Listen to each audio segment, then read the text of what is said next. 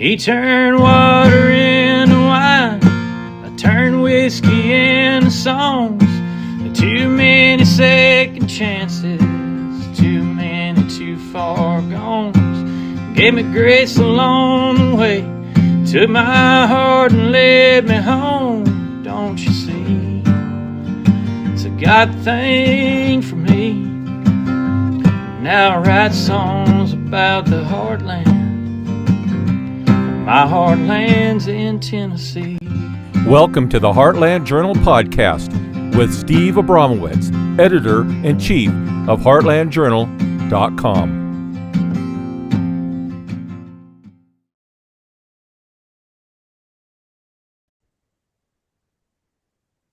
Howdy, y'all. Welcome back to the show. I'm Steve Abramowitz, and this is the Heartland Journal podcast.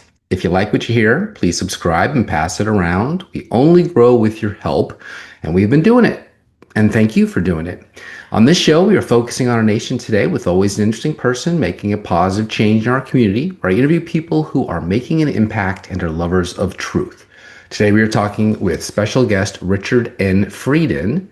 Sergeant Major Richard Frieden just retired from the elite IDF Crisis Management Intervention Team after 30 years last October 2025. He's the founder of Do Hope Israel, a ministry dedicated to supporting individuals at risk, including soldiers struggling with PTSD, regardless of their cultural, religious, or ethnic backgrounds. With a mission to restore hope and dignity, he uses music, creative arts, and humanitarian aid services to demonstrate the love of God in action. Richard is a seasoned travel specialist and founder Tevel Travel Group, 13 years guiding and bringing tours to Israel. Richard Frieden's life story begins in Boston, Massachusetts. He grew up in a Reformed Jewish family, 6 siblings, and Richard is one of a set of triplets. He has served in the Israeli Defense Forces and worked with the Israel National Police, gaining valuable insights along the way. His journey is characterized by resilience and devotion as he continually seeks to uplift and serve his community. Richard made Aliyah, immigration to Israel, in 1982, is a dual U.S.-Israeli citizen, and subsequently came to a saving faith in Yeshua, Jesus, the Messiah, in June 1983. During the year 1987 to 2024, Richard served in the IDF as a combat medic, the Israel National Police Narcotics Unit, and liaison officer at the Israel Interpol Office, Jerusalem. Richard is an ordained minister of the gospel with Wave Church, Virginia Beach, and together with his wife Sandy are associate ministers with King of Kings Community in Jerusalem, Israel. And he's married to Sandy Campbell Frieden. Let's meet this real-life superhero. Buckle up. Richard, hello. Your story starts from a Reformed Jewish background in what sounds like challenging circumstances, growing up with experiences of bullying, anti-Semitism, and even service in the Israel Defense Forces and Police. What was the pivotal moment or obscure Bible verse that first led you to encounter Jesus in your homeland, and how did that change everything for you? Wow. Steve, it's so good to be here on the Heartland. It's a real joy and a privilege. Wow, well, that's a loaded question. That's sort of takes me back to elementary school in just outside of Boston, Massachusetts, in a town called Sharon, a bicentennial town, by the way. What is the scripture that led me to Jesus, like the big moment? So the big moment is in 1982. First, I arrived in Israel in 1982 for the first time, and fell in love with Jerusalem, fell in love with Israel, fell in love with my people, and in fact, it's such an incredible moment when you first arrive in Israel. At least if it was for me. And for one reason, you immediately see that everything is in a language of the ancient Hebrews. So Israel today, of course it's a modern Hebrew today, but everything's in Hebrew. So you have Jewish Israeli store owners, police officers, fire, rescue services, and it was just amazing. It was truly a dream come true to visit Israel, and then subsequently I made a decision to immigrate to Israel. Now, parallel to that, I'm on a secret journey to find out the who, what, when, where, and why of Jesus of Nazareth, who I was told is the King of the Jews, and that he's one of my people. I want to find out who he is, why he is. How does this play out in history, and how does this play out in my personal life? And that's a long journey. And it culminates in 1983. This is 1 year following my arrival in Israel. 1983, I find myself as an apprentice in a theater group at a kibbutz known as Kibbutz Ga'aton. It's in the northwest region of the Galilee, beautiful area of Israel. And I'm alone. Near the Beatitudes, if I'm not mistaken. It's a bit east of the Beatitudes. Okay. So Ga'aton, Kibbutz Ga'aton, is just west of the coastal seaboard town of Nahariya. So let's say it's the north. Yeah, it would be the northwestern region of the Galilee, where Jesus turned loaves to fishes. Yeah, well, and that was yes. Yeah. So that's you're looking on the map. Yeah, that's good. I like that. So Kibbutz Ga'aton, just east of Nahariya and west of the Sea of Galilee. So Jesus is actually in this chapter, this moment that happened. I'm on my kibbutz. We have the day off because it's the Sabbath. It's the Shabbat. It's a Saturday. And I had a small Bible that my eldest triplet sister Leah had given me. And I opened up that pocket Bible and I said, God of Abraham, Isaac, and Jacob, I want to know. Please talk to me. So, Mayim Chayim Chinam. So that's Hebrew that says free and living waters, which really has a lot to do with who we are in Messiah and what Yeshua, Jesus, did in my life. In fact, it began on that morning on the Sabbath when I opened up the scriptures to chapter 12, and I'm reading through this judicial issue that's taking place. Jesus is in the Galilee, and he's preparing food for his disciples, and he understands that they're hungry. He understands that they're hungry of heart as well. And he's preparing food. His beloved, and I emphasize beloved brothers, the Pharisees, which is not a bad word. Sometimes it's understood as something very negative, but it's not, because Jesus is very close to Pharisaical theology in that period, in that context, as we would normally think. Right. It was a respected job. They just did some bad stuff to him in this trial, but it was the Sadducees that he was actually debunking, because they didn't believe in reincarnation. He had to prove them wrong. Right. Reincarnation would be good, that they wouldn't believe in that. Well, for him to... You mean resurrection? Resurrection, yes. Getting my Easter and my Christmas. No, that's true. And yet they're confronting him with the law concerning the Sabbath and law concerning working on the Sabbath. So preparing hummus and pita bread is essentially considered work.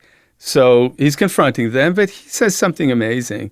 He says, something is greater in your midst. If you would only recognize this, that it is mercy that's required, not sacrifice. It's mercy and sacrifice that's required, and it's mercy and not sacrifice that is required. Then you wouldn't condemn the innocent one, for the Lord of man is for the Son of Man is Lord of the Sabbath. So I'll say that again because I sort of marched that up. If you would, something greater than the temple is in your midst. I don't require mercy and the sacrifice, rather mercy. if you'd only recognized this, you wouldn't have condemned the innocent one, because the Son of Man is Lord of the Sabbath. So this was a moment that was like the words of God that was my food and sustenance right there. That was the scene in which I find myself as if I was sitting around with Jesus and the disciples being fed. That really was like, you could say that the words jumped off the page and went into my heart. But it was more than that. It was really like sustenance. As I heard and imagined Jesus speaking those words to his beloved brethren, the Pharisees, and also he challenged them with what David does, and goes into the Beit Mikdash, into the temple, and he eats and takes from the holy bread. Right. And I'm struck with this idea, this concept that something greater than the temple is in our midst, because that's not been heard ever. That how could there possibly be something greater than the temple? Right. That was it. That was the place where mercy and truth meet, or mercy and truth kiss. That's the place where we worship God. That's where the presence of God is. And so how could there be something greater unless the God himself is in our presence? This is kind of a partial epiphany. Revelation. Of who Jesus is for me. Who is Jesus? Took it out of Jerusalem's temple and put it in your heart. Right. You described a journey from deep personal wounds and a broken self-image to forgiveness and freedom. How did learning to forgive those who hated you for being Jewish become a turning point, and what role has that played in your ministry today? Wow. Well, I'm first confronted with anti-Semitism when I'm 10 years old. So someone in Boston. In Boston, during elementary school, someone came up to me at recess and said, "Hey, Frieden, you're such and such kike." And I went home and I asked my dad, and I said, "Dad, I had an uncomfortable experience at recess today, and someone called me a kike, and it sounded like he wasn't interested in befriending me." And my dad essentially says he called you a no-good, dirty Jew. I said, "Really?" And I said, "Okay, well, I'll probably see him again, and I'll just have to manage this somehow." And I saw him the next day, and actually it had triggered something in me. I had never experienced this kind of anger and disrespect. It was just, his words were so hurtful, abusive, violent, that it triggered in me a reaction that was similar. So my intention was to find him the next day, and I did find him the next day, and I asked him. I said, "Are you the boy that called me a kike?" He says, "Yeah, what do you want to know for?" I mean, he says, "Yeah, you are." He goes, "Frieden, you're a blank kike." I said, "Okay, that's all I wanted to know." And I grabbed him by the shirt and I dragged him to the side of the recess field and essentially beat him up. Now, that's the first time in my life that I've ever done that.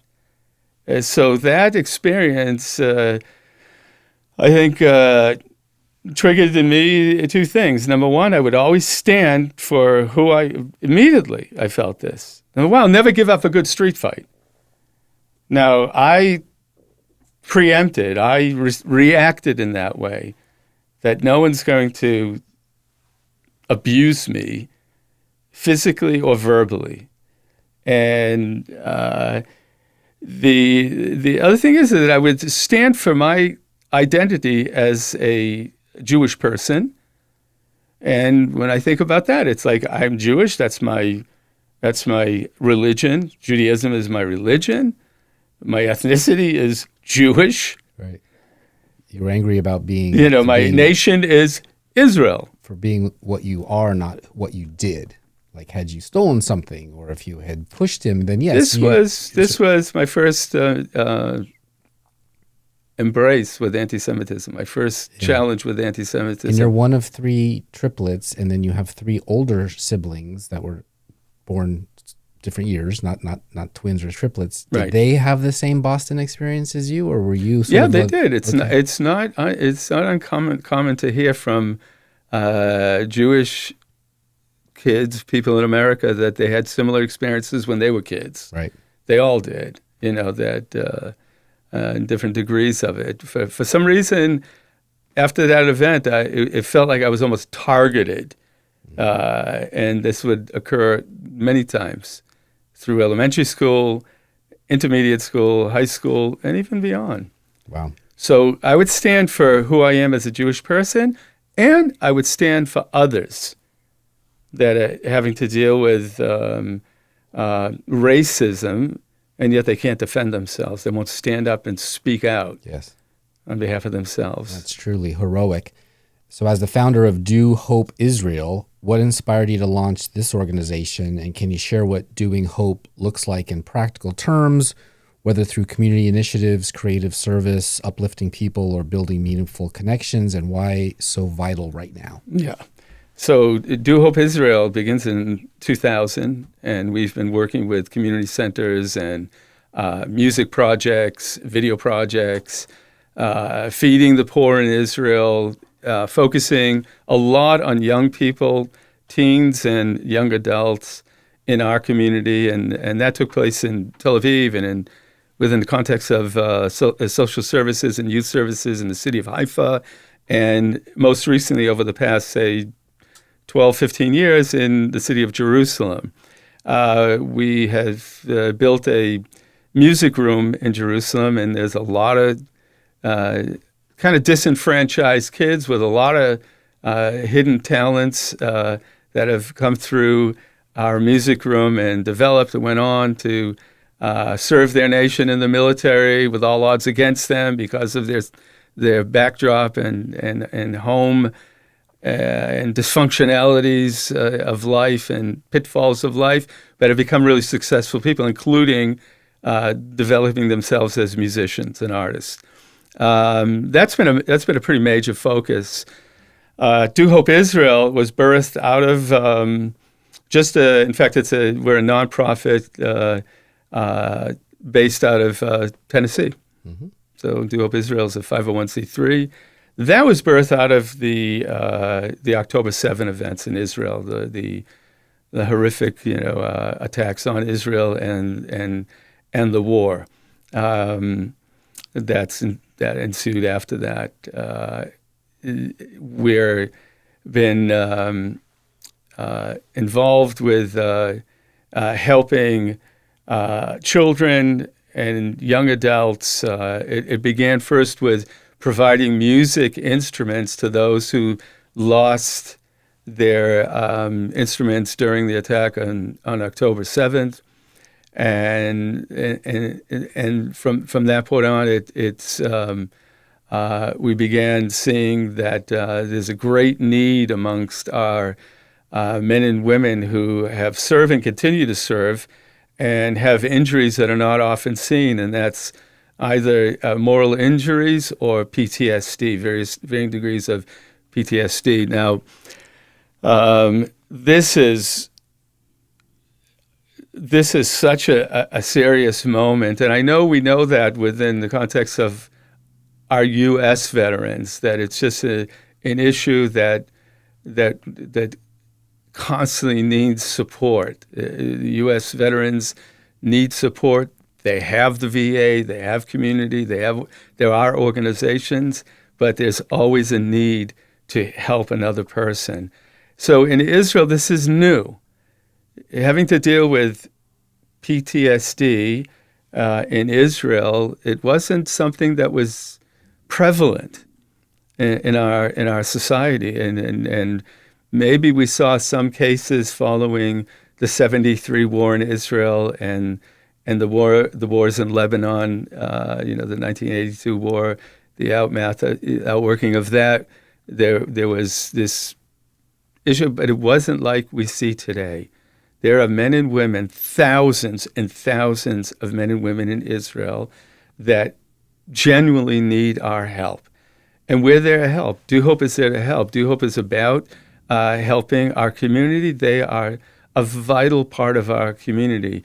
The men and women that are not only the regular soldiers and military and intelligence and rescue and first responders, but the reservists are, say, from the ages of 25 to 50.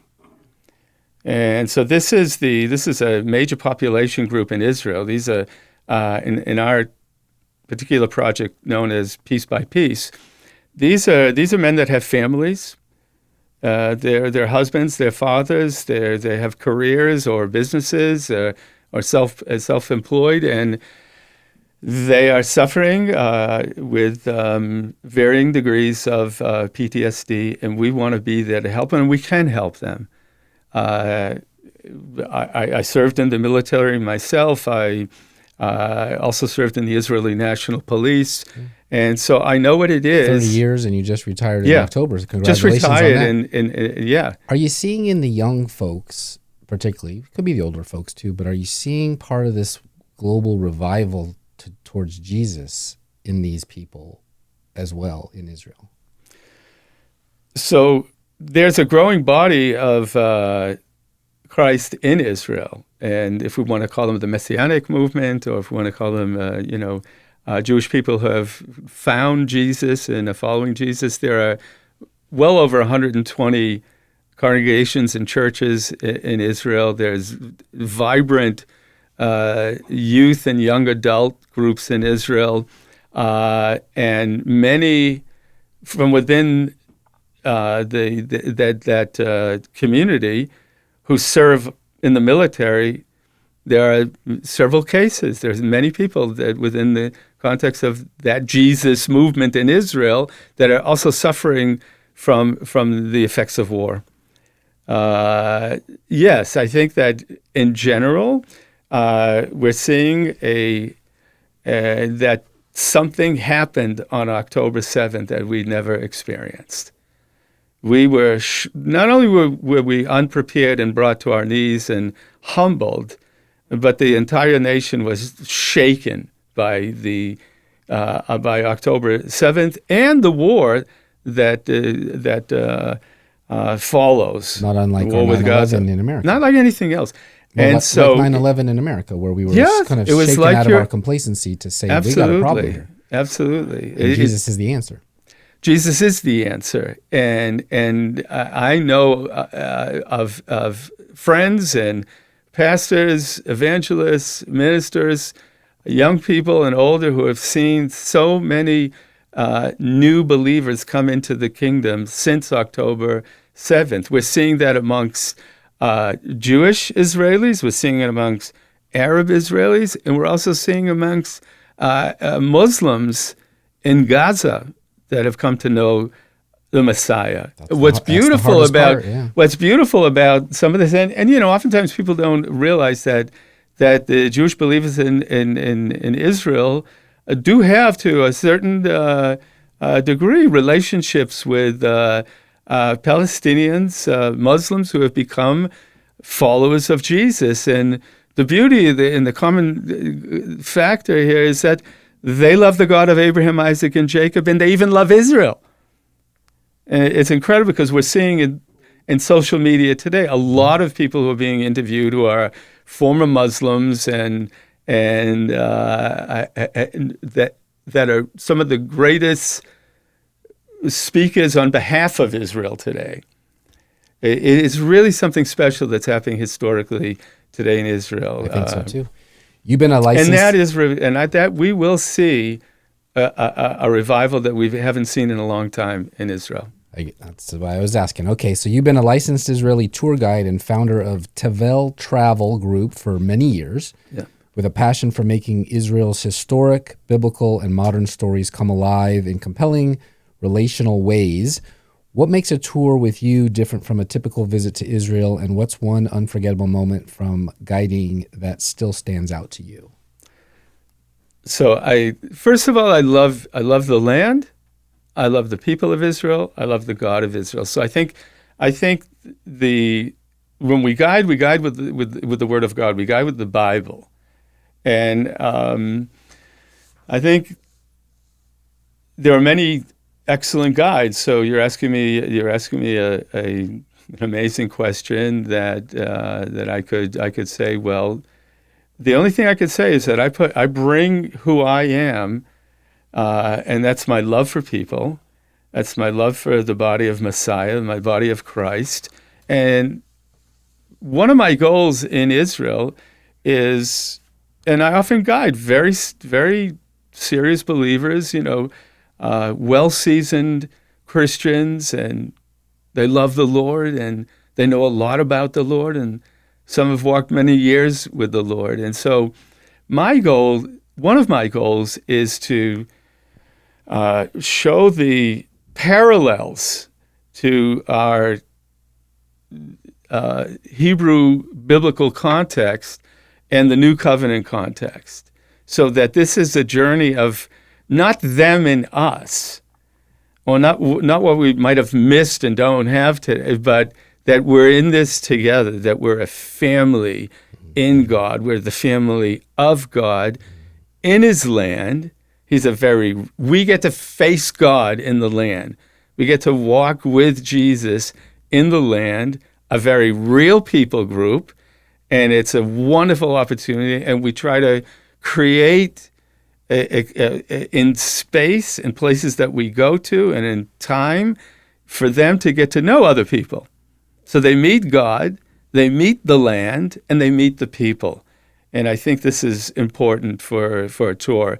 It's not just a whirlwind, on the bus, off the bus, on the bus, off the bus, go here, go here. No, it's a time that they can take the Word of God that becomes alive again in a special way for them, so long as they're doing that, as long as they're desirable of where are we? Asking questions. Right. Oftentimes we see... They're not just going there to put the mud pack on their face at the Exactly. Dead Sea and take some pictures. And as fun as that is, it's important. It's not a vacation. Going to Israel is not a vacation. We're not vacating anything. Right. It's walking a living museum. We're going in the thick of it. So it's very important that I've found that over the years, people are asking more questions. And that speaks volumes for who they are individually and collectively as a group. Because oftentimes, if I'm guiding Jewish groups, which I do, they are those that ask lots of questions. Yes.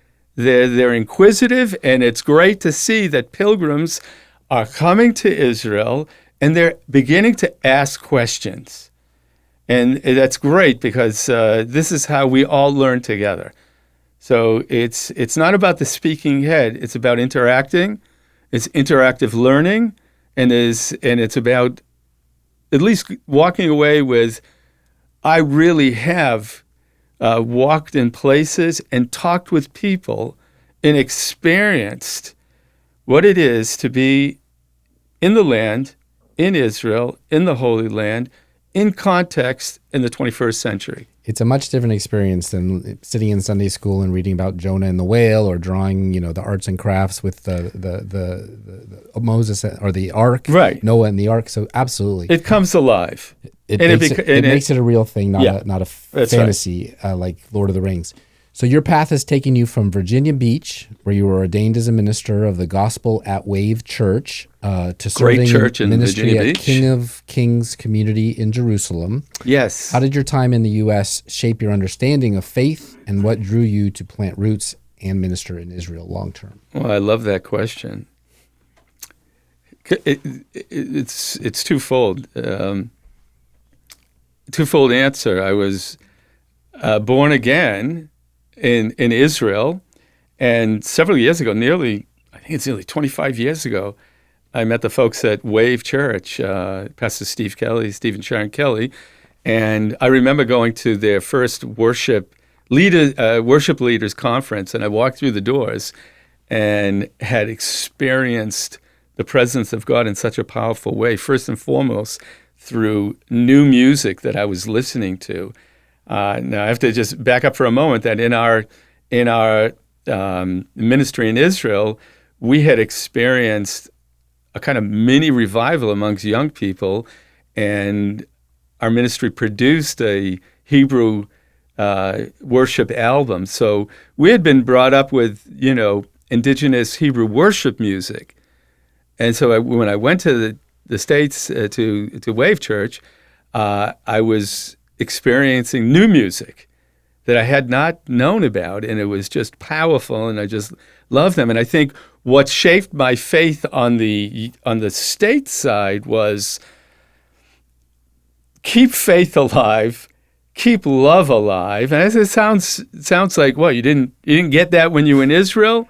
Yeah, in different ways. But I loved Steve's leadership teaching, and I love the simplicity of, hey, let's keep love alive and faith alive and hope alive. Wow. This is one of the takeaways. And in fact, I'm going to be going to Europe soon for a WAVE leadership conference in Amsterdam. So I'm excited and looking forward to speaking with brothers and sisters who are leading churches in Europe. Awesome. So during your time as a combat medic in the IDF, what was one of the most intense or life-changing moments you faced treating wounded soldiers or civilians, and how did that shape your views on life, hope, and healing? Did you partner with Mogen David Autumn by chance over there? Mogen David, only that I love them as I do. That's all a volunteer yeah. ambulance force for those who don't know. As do I love Hatzalah, which is also a great first responders, paramedic service in Israel. There's two major.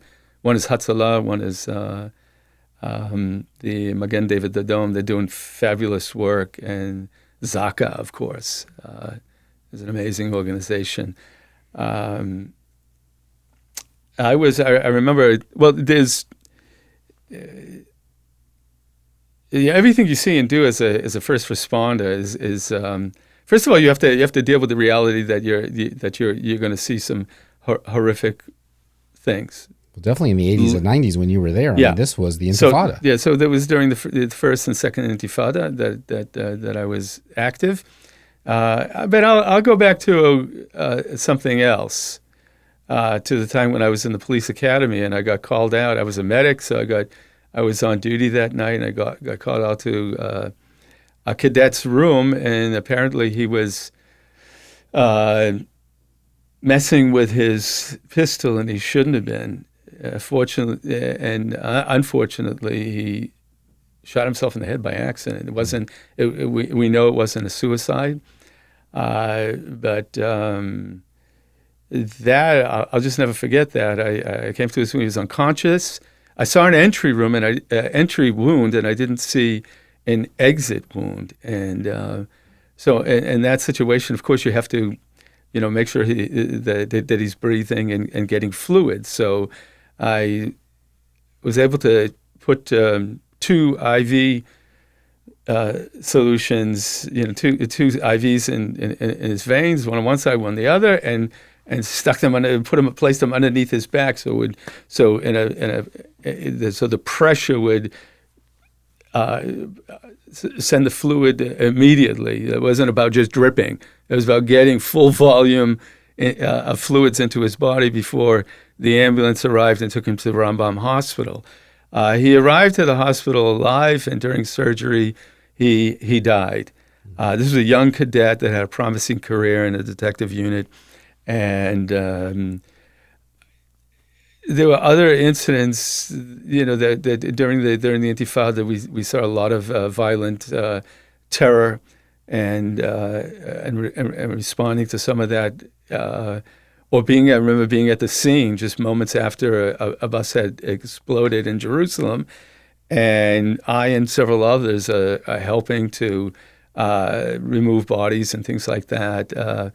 Listen, it's not pleasant. It doesn't. I think what that creates, in fact, if you want to talk about moral injury or PTSD, those kind of things, and you see it time and time again, it doesn't numbify you. You don't become immune to war and the results of war and terror. You try to be resilient, and you try to grieve, and you try to process that as best as you can. as a young dad during those days, I became a very overprotective dad. Sure. I would not allow my kids to go on a city bus. And you don't hear about it as much as we used to. Did the efforts that Netanyahu put in place since then actually work, or are we just not hearing about it? Because you don't hear about bus bombings, you don't hear about cafe bombings, you don't hear.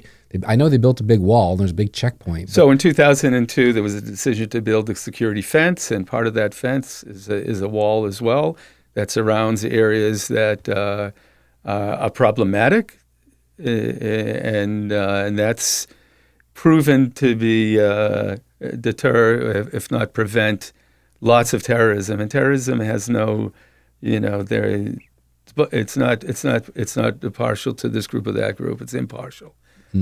When a terrorist goes into a cafe and blows it up, you're going to be Christians, Arabs, and Jews in that cafe. Mm-hmm. So yes, that and other apparatus and the ongoing war against terror. Yeah, I'm happy to say that that we're winning the war on terrorism, and this is what we should be doing. Good.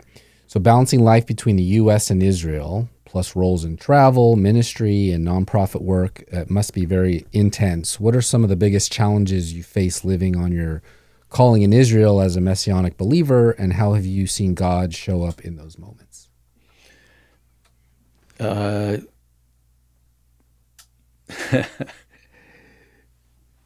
I just think about one event, and that was many years ago when I was attacked for my faith in the first time. This is when we had a cafe known as the Jam Cafe, and we had an event with 25 American Christians and 25 Israeli believers coming together to do some performance work on Ben Yehuda Street in Jerusalem at Zion Square, and this was during the Second Intifada, and our goal was to love on our people, to be a comfort to those who are mourning in Zion. I have to tell you that my marching orders for this ministry, be it the Jam Cafe or Do Hope Israel, is get yourself up. It comes from Isaiah 40, verse 9. Get yourself on a high mountain, O Jerusalem. Don't be afraid. Shout out that and say to the cities of Judah, this is your God. So get yourself on a high mountain. Say to the cities of Judah that this is your God, paraphrasing it, which means be proactive about who you are as a believer. Speak when you need to speak. Shout when you need to shout. Don't be afraid. Don't let voices of discouragement, try to crush your spirit. Just stay in there, run the race, and say to the cities of Judah, your God is real. Your God exists. Your God can intervene in your life. So during this event, we were known as pretty much in-your-face evangelists, our ministry. So we were kind of targeted by anti-missionary groups, one of which is called Yad Le'achim. And apparently they had 4 or more plants within the crowd. We had a large crowd, and I was noticing that there were 4 characters that were signaling to one another. And prior to the event, I spoke with our U.S. partner, and I said, look, if there's something suspicious, it could be that there is going to be an attack on the kids, and I don't want anything to happen. So if I see that there is something going down, that there might be a suspicion, and these anti-missionaries are going to plan to attack our kids, then this is what we do. We stop the music and get the kids on the bus, and then those who are doing, breaking the set, get the equipment on the bus and leave. And so this indeed happened that night. I was shooting the event. I had in those days we had a Sony 300, and so I was shooting a heavy camera, and I saw that these 4 characters were signaling to each other, and I got close-ups, and I got lots of, and I gave the word to my co-leader. That's it. After this song, we're breaking set. We're getting the kids on the bus. We're leaving. So I was putting this large Sony camera into its bag and zipping it up. I was bending over, and I got attacked. And so I didn't see it coming. So 5 dry blows to the back, just below my neck. And for those of you involved in martial arts or boxing, you know what it is when you get hit upside your head and you kind of see stars. So that's what was happening. And I just, within moments, I regained composure, and I was doing a quick scan to see if there was any hot weapons, or I had a gun on me, on my belt, and I certainly didn't want to use it against my people. I don't care if they hate me. I'm not going to shoot them because they hate me. But God forbid. What I didn't know during the time when I was regaining composure, I was attacked by microphone stands. Someone had picked up an equipment case and was about to smash it over my head while I was still bending over, and he slipped and he fell. So for those who don't believe in angels, friends, angels can and do surround us and protect us. Psalm 91. And the police were in the area, and what I left out was that I saw a group of men lining up to attack me. I literally regained composure, and that's what I was doing, the scan. I was doing a scan of them. The mob. Eyewitnesses said there was 14 guys that were attacking me, one by one. So there wasn't like a crowd of people around me, so I'm not going to create some kind of a Bruce Lee scene here. But it was literally one by one. One of my dear friends, Salo, he grabs one of them and punches him in the nose, and he's like knocked out. And then the others are just coming to me one by one. And I'm literally saying, Lord, I need your help. There's no way I'm gonna take my gun out. I need your help. Now, yes, I was a trained martial artist. I taught martial arts, and essentially that's what I used. Yeah. So it's sort of a kind of a Krav Maga kind of thing. They messed with the wrong guy. And so that left me a bit. It kind of triggered the flip side of what I experienced when I was 10 years old. Except this is my own people who hate me and perhaps would even kill me, Right. because I believe in the God of Abraham, Isaac, and Jacob, Messiah, Jesus, Yeshua. More than they do. More than they do.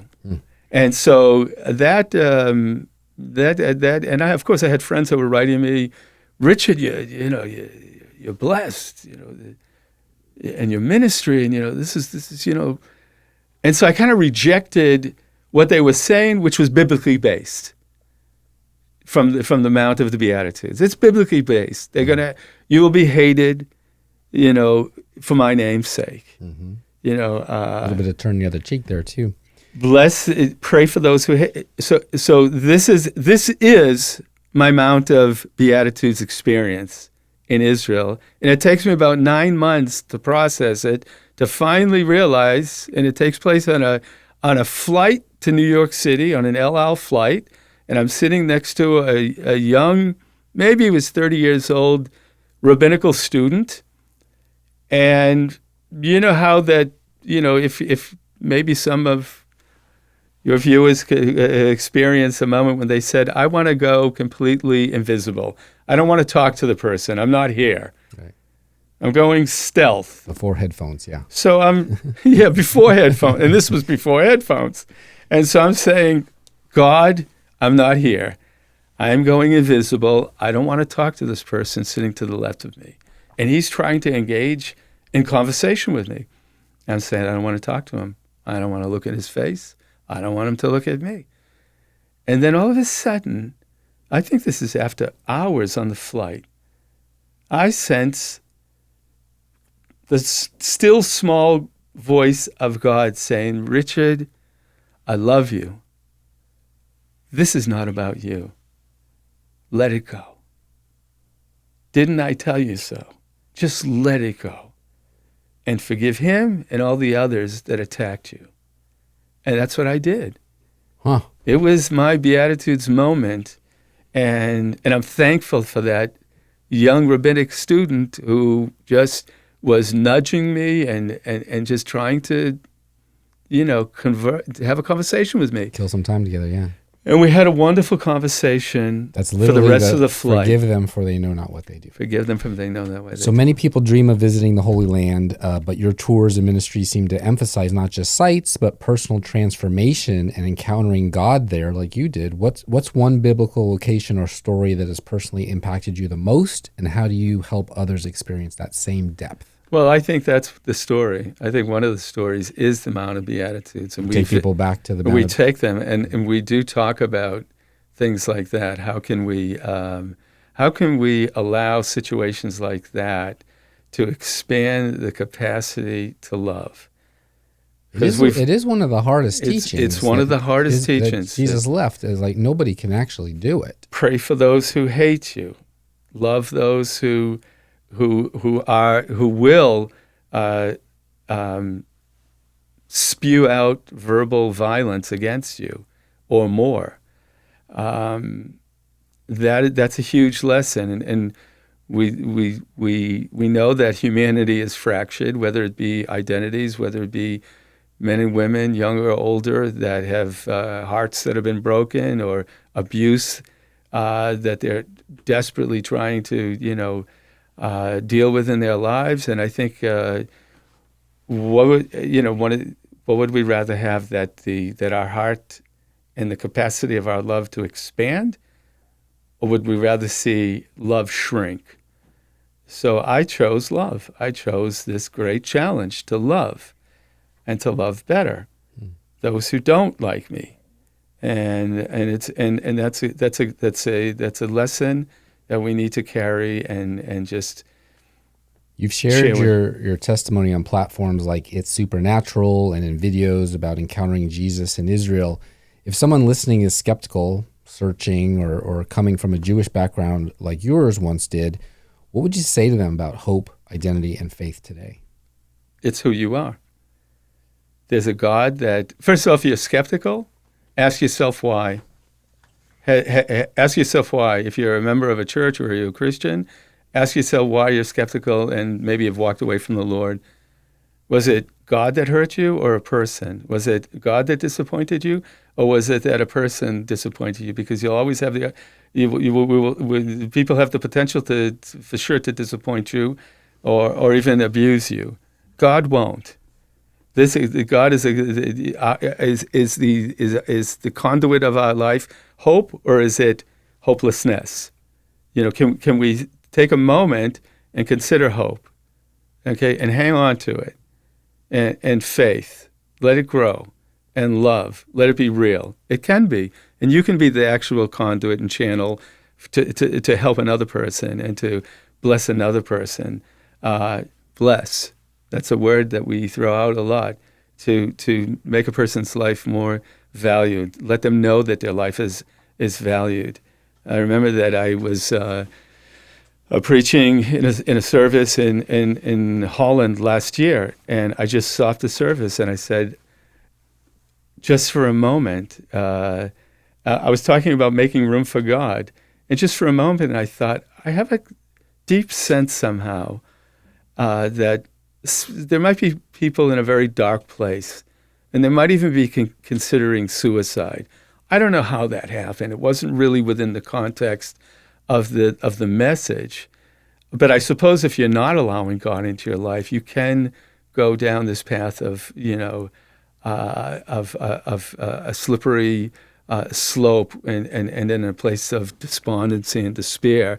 And so I just said, if that's you, and again, if that's you, I want to let you be your a male or female. I want to let you know that you're highly valued, that your life actually matters, that this world is better because you're alive. And so I think those are the kind of things that we need to.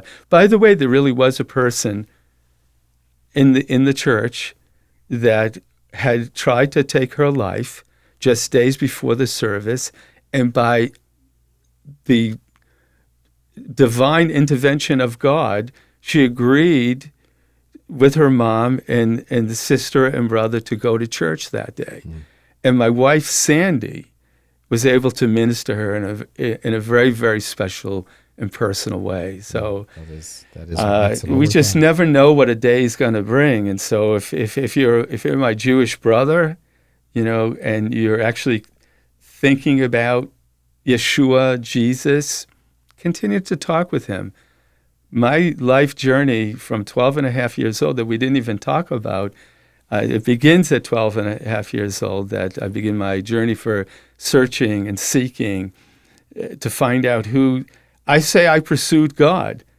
And when I tell this to Christian friends of mine, they say, well, Richard, it wasn't that he pursued you. Right. I said, let's make it sound right. Let's make it sound I tried to like always say that too. it's He like found me, I didn't find proper. him. Well, yeah, it's true. So of course he pursued me. we're gonna run out but of what time, if but I I didn't wanna pursue him? Yeah, if that What if mob I would didn't have taken care of you, I- you wouldn't have gotten to the girl who almost committed suicide. So we're gonna wrap it up In other words, here. pursue God. If you're thinking about Jesus, pursue him. After such a long career with those high-stakes security roles from 87 to 2024, what prompted the shift to founding Tevel Travel Group and Do Hope Israel? And how do your past experiences, like you were just talking about from 12 on, inform the hope and healing you now offer? I'll tell you how it happened. In 2010, I had a very disappointing experience within the framework of ministry. And I have to thank God for it, because when we navigate disappointment, this was actually a moment in my life where the wind was taken out of my sails. Who moved the cheese moment, who stole my cheese moment that I had never experienced. I was pretty depressed, which I was never in my life. I'm just naturally, believe it or not, Steve, I'm naturally a very positive person. Well, this event really required navigation and also applying the Word of God, the teachings of great people that I've studied, just applying it to this situation. And I said, okay, I'm going to close this area of ministry. That's clear. Now, it was a disappointment that had to do with an executive order and shifting of the ministry, not the nonprofit side, not the Jam Cafe, but actually something else. And it was so devastating, and I was so unprepared for it. Friends, we never know what a day will bring. Be prepared for the unprepared shifts in life. And we can be spiritually, and that takes us through it like really well. We can really manage and navigate disappointment in a healthy way. Like that's what got you through? Yeah, absolutely. But it took 3 months, and then I said, okay, chip switch. I will not. God does not want me to be in some kind of a dark, depressed state. And it was literally a chip switch. I am inviting God right now, the Holy Spirit and the Word of God into my situation and circumstance. That's it.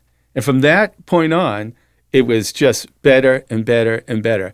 I went to I wanted to make, I said, okay, I'm gonna do a new vocation. My career as a police, and that's over now. I'm gonna do a new I need a revenue stream. And I love God, and I love the land of Israel, and I love the people of Israel, and I love people in any case.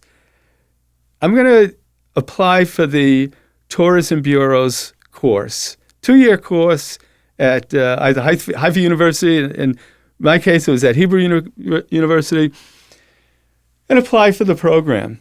And I did, and was accepted, and I just had the best 2 years of my life. I went into sort of a cave of, learning, and after many years of having not been in school, this was the best 2 years of my life, I think, outside of being married to Sandy over the last 2.5 years. I just engulfed the Word, engulfed So that's what led me to become a tour guide and then subsequently Tevel Travel Group. Okay. We want people to travel well. That's why we established Tevel. So looking at your multifaceted life, former detective, liaison work, tour innovation, founding Do Hope, and ongoing ministry, what's a project or initiative you're most excited about right now, whether it's more travel, Do Hope Israel, or something new on the horizon? Piece by Piece is a new project that is a 8-day retreat. We're bringing U.S. veterans, 6 U.S. veterans, and 6 Israeli reservists together for 8 days of a holistic, integrative healing program, going from pain to peace. We have excellent counselors, therapists, both from the United States and Israel, that are on board. We have officers and combatants that have all experienced and understand what it is and are professionals to intervene and together with the power of God in the lives of 12 warriors. 12 warriors, U.S. and Israeli warriors, coming together for 8 days for one mission: to seek peace, to seek the God, the giver of peace. It's a program. It's a very well-written program that's been proved in Israel. We have a brigadier general from the United States that's going to be on our chaplaincy team. Myself, my wife Sandy, and we have a great former Green Beret 101 Special Forces guy that experienced PTSD and severe injuries himself. He's going to be leading our U.S. team, and my dear buddy, a major in the IDF, is going to be leading our Israeli team. Richard, one last final thing. So you grew up Jewish. How Yes. did you first hear about Jesus? Oh, that's a great question. So at 12 and a half years old, a boy will prepare for his bar mitzvah. Bar mitzvah means son of the commandments. That's the time when a young 12 and a half year old Jewish boy will study with his rabbi his portions of scripture to be read in front of his synagogue. Okay, so at 12 and a half years old, I'm preparing for bar mitzvah, and our rabbi comes to our bar mitzvah class and he says, "Children, we have a special field trip in 2 weeks. We need your parents' permission to go to where we're going, and where we're going is a Roman Catholic church." It was unheard of. We don't go to churches, and they don't come to synagogues. And in fact, that Roman Catholic church that we're going to was not far from the elementary school where I had my first encounter with anti-Semitism and had many altercations with Christian boys along the way in front of that church, which happens to be not so far from our synagogue, nor where I live. By chance, was he a Catholic school kid? Oh, likely. Okay. I don't know for sure, but likely a Catholic boy, Christian. I didn't know the difference. And so I just said, yeah, I'd love to go. And so we got our parents to sign the waivers, and I'm sitting in one of the pews. It must have been, and so we had our bar mitzvah class and the confirmation class. And the priest concludes with his talk about confirmation, and he says, "You might be asking yourself, what and who is that grotesque figure hanging on what we call the Roman Catholic crucifix?" Well, if you look above his head, the Romans nailed a sign to the cross: "Jesus from Nazareth, King of the Jews." Children, it's written in your ancient language of Hebrew or Aramaic that Jesus from Nazareth, King of the Jews, which means he's one of your people. And at that moment, I had at least a partial epiphany. I was sitting there in my pew, riveted to the cross, all sound everything went silent. There was no movement, as if I was in a kind of sacred space and sacred time, a moment in eternity. No one, I saw no one. As all I saw was the cross.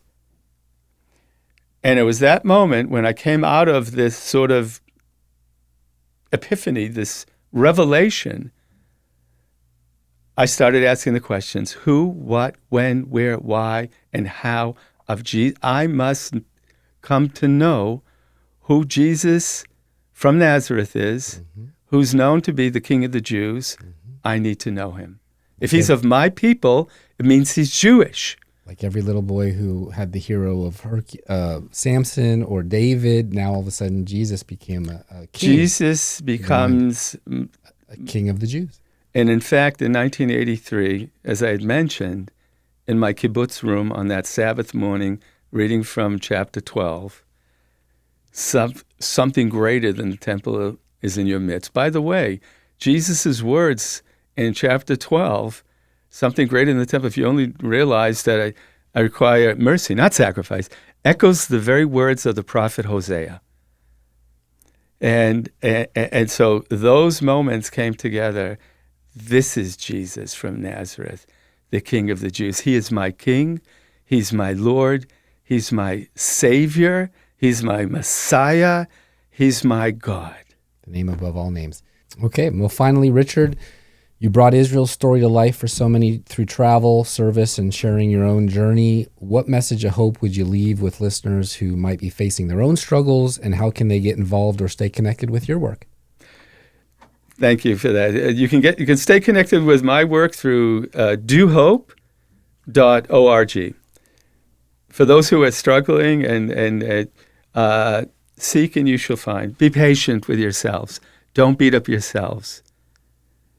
Talk with dear friends that you can trust.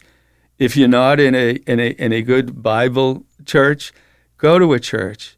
It can be very, very healthy for you. There are really good people in really good churches out there for you.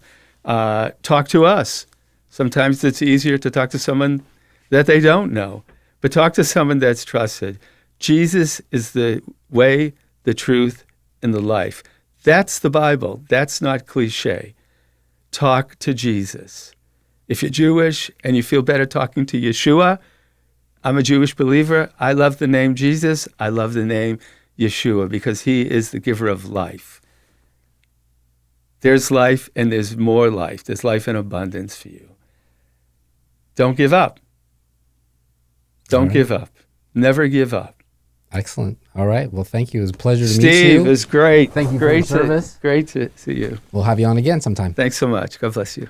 Bye. I'll write songs about the heartland. My heartland's in Tennessee. Thanks for coming back. It's that time to remind everyone to please subscribe to heartlandjournal.com and Substack. That's how we grow and keep this content free for you. That's it for this episode. Thank you, Richard Frieden. God bless your mission to bridge the gap between Jews and Gentiles, Christians and Muslims, your action hero past to your current hope bringer present. Keep going, man. The world needs more Richard Friedens. Am I right? This is Goodbye for Now. I'm your host, Steve Abramowitz, editor-in-chief of heartlandjournal.com. See you all next time. Richard has a dear friend, Omer Netzer, grew up in Nahariya, coastal town in northern Israel, who, like me, grew up listening to Cash, Waylon, Hank, and Elvis. Now a highly rated country music artist in Israel himself, moved to Nashville, but he returned to Israel after the October 7th attacks to fight Hamas in the Gaza war. Stay tuned, check him out, a song by him, introduced by Richard. And don't miss our newest Friday 3 and 3, out now on all our platforms, YouTube, Facebook, X, and Rumble. And check out our Substack if you haven't yet. It's caught fire with all our newest commentary daily. Peace in our time, and definitely glory to God. We are downtown Nashville. It is so incredible. It's absolutely gorgeous out tonight. Okay, and so we're headed to Whiskey Jam. to see the very excellent Omenete. All right.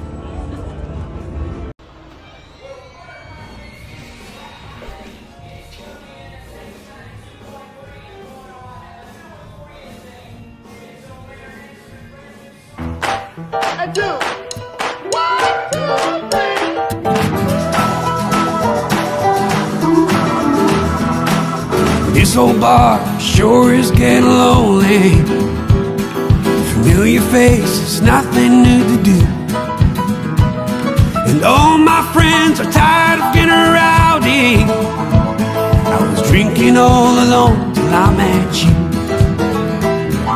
We miss church every Sunday morning, 'cause we're up all night howling at the moon. Kissing turned to cursing, turned to fighting. Takes a real kind girl to break this stubborn mood. I go low, you go high, we land somewhere in the middle. I've been wrong, you've been right, baby, let's just keep it simple. You're sweet iced tea, I'm whiskey neat. From broken hearts to diamond rings, no, I wouldn't change it for a thing.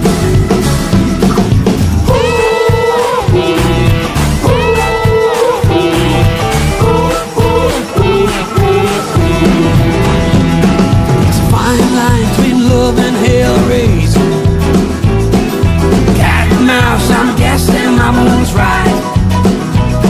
It's a deadly game and there ain't no escaping. 9 months later and now I'm doing life. I go low, you go high, we land somewhere in the middle. I've been wrong, you've been right, baby, let's just keep it simple. You're sweet iced tea, I'm whiskey neat. From broken hearts to diamond rings, no, I wouldn't change it for a thing.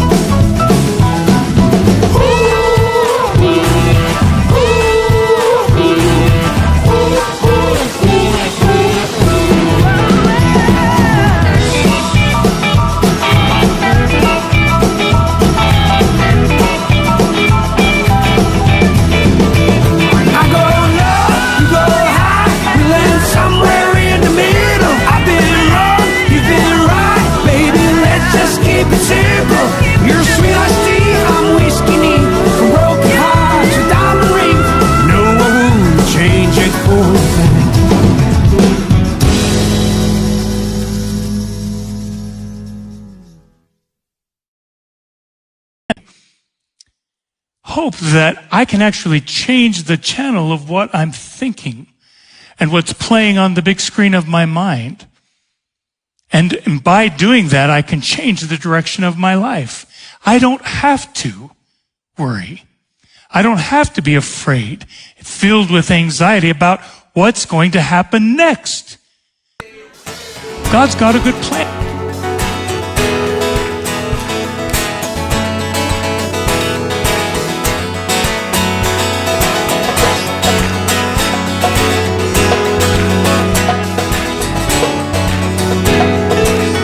Sing it out. Shema Yisrael, Shema Yisrael, Shema Yisrael, Adonai Eloheinu.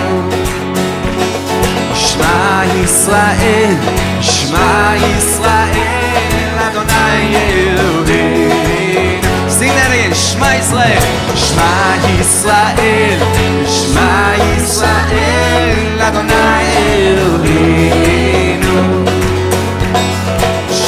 Yisrael, Shema Yisrael, Adonai Elohim, Adonai Echad, Adonai Echad, Adonai Tzidkenu, Adonai Yeshuatenu, Adonai Echad, Adonai Tzidkenu, Adonai Yeshuatenu. Let's sing that again from the top. Shema Yisrael, oh Shema Yisrael, Shema Yisrael, Adonai Elohim. Shema Yisrael, oh Shema Yisrael, Adonai Elohim. Adonai Echad, Adonai Echad, Adonai Tzidkenu,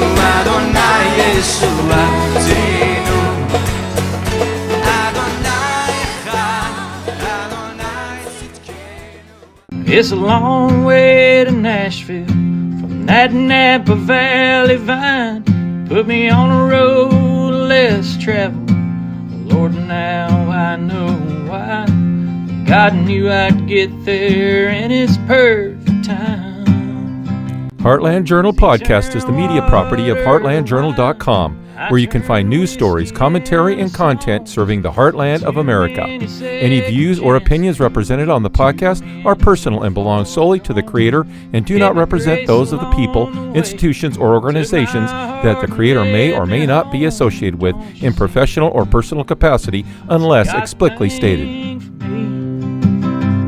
Now I write songs about the heartland. My heartland's in Tennessee.